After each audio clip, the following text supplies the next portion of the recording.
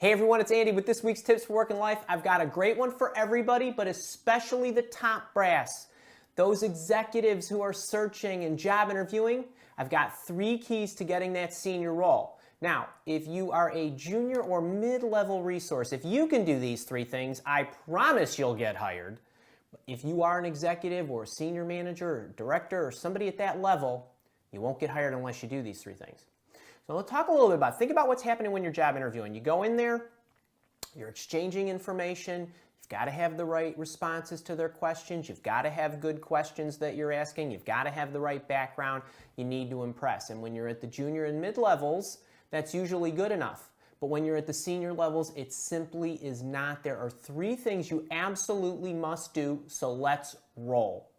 Number 1, you need to get the interviewers, likely the senior interviewers, and the company thinking into the future. So if you can't get them to imagine what their life will be like and what their company will be like with you there, you'll never get hired. You can have a great background. You could have been there, done that, and that's great. But if you can't shift their mindset to thinking you're serviceable as opposed to you're going to catapult them forward, you're not going to get hired. So one of the easiest ways to do that is to shift the discussion from your background and your credentials, which you will review undoubtedly, to the future. What are their goals? What are their ambitions? Where do they see the company going, and what exactly do they want to accomplish? And then you need to articulate how exactly you would do it to take them there, step by step, and walk them through what the future could look like with you. And here's what I would do. Then I would do this, and then I would do that. So you need to make sure that in your responses to their questions or in your line of questioning, when you get a chance to ask questions, that you're asking that about their future goals. And then make sure you articulate specifically how you're going to accomplish that. So that's number 1.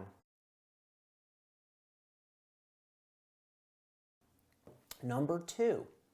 Leaders are inclusive and they're inspiring. You are the high tide that has to lift all the boats, right? Leaders build more leaders. They don't build more followers. So how are you going to show them that you're great at inspiring, you're inclusive, you're great at building teams? So they're probably going to ask you questions about how you're going to build your team, and that's great. But I'm talking about giving them that deep, good feeling that having you there is going to inspire everybody, and that you actually are inclusive, and that you're a great person to work with. One of the best ways to do that is, now think about your job interviewing process. A lot of these very senior level interviewing processes, they start with senior people up front because you don't want to waste anybody's time, you're trying to get a feel for each other.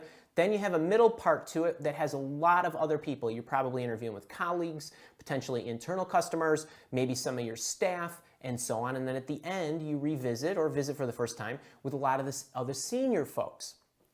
Well, along the way, you're going to be able to gather a lot of information and you're going to be able to talk to a lot of people. One of the best ways at the end to show that you're extremely inclusive is to make lots of references to the other people and the insight that they brought up. So for example, hey, Mary Jane said, when I was talking to her, she said something about this. It really struck me. I love that idea. Hey, Mr. Executive Man, I'd love to get your perspective on this as it relates to something else, something greater, something more grand, a deeper level of insight. But if you can include a number of references to other people in the organization and the good conversations you've had with them, what you're doing is you're planting seeds in the interviewer's mind that you are an inclusive person. You're interested, they can start to see you as part of the team, working with the other people who you're referencing almost like you're already there.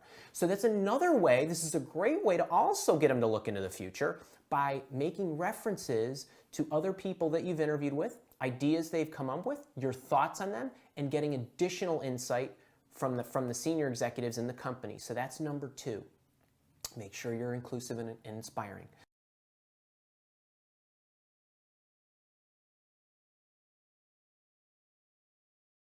And number 3, you're going to get a chance to ask questions throughout your interviewing process. And in some cases, you might be asking them along the way through the interview. And in other cases, you're going to be asking them at the end. But one thing that you absolutely need to do, in addition to asking great questions, is you need to make sure that you do not ask questions, however awesome they are, that lead to a dead-end answer. Because if they lead to a dead-end answer, you're a dead end. So I'm talking about you ask a great question, they give you an answer, and then you're moving on to the next question. That's the big mistake. So the message that you're sending to them is that you are a puddle skipper. You are not somebody who's digging deep to get information, collecting it all. You're not well researched. You're not digging deep enough to get the information that you need to make a good decision. And now they're starting to imagine you as an employee there, and you're working with the people in your group or other units, and you're not digging deep enough. If you have follow-up questions and you start to drill down in your line of questioning, that sends the message that you are well researched, you're thoughtful, and you're making sure that you're getting all the information that you need to make a good decision. It also sends them the message that when you're working with your staff, you will make sure that you're getting all the information to make good decisions. That is something that they want, so that when they give you the autonomy to run your unit or run your division or whatever it might be, they've got confidence that you're going to be a great researcher, you're going to get that information, and you're going to make well-educated decisions because you're informed, as opposed to people who skim the surface and oftentimes make great mistakes and make bad choices because they didn't have all the information.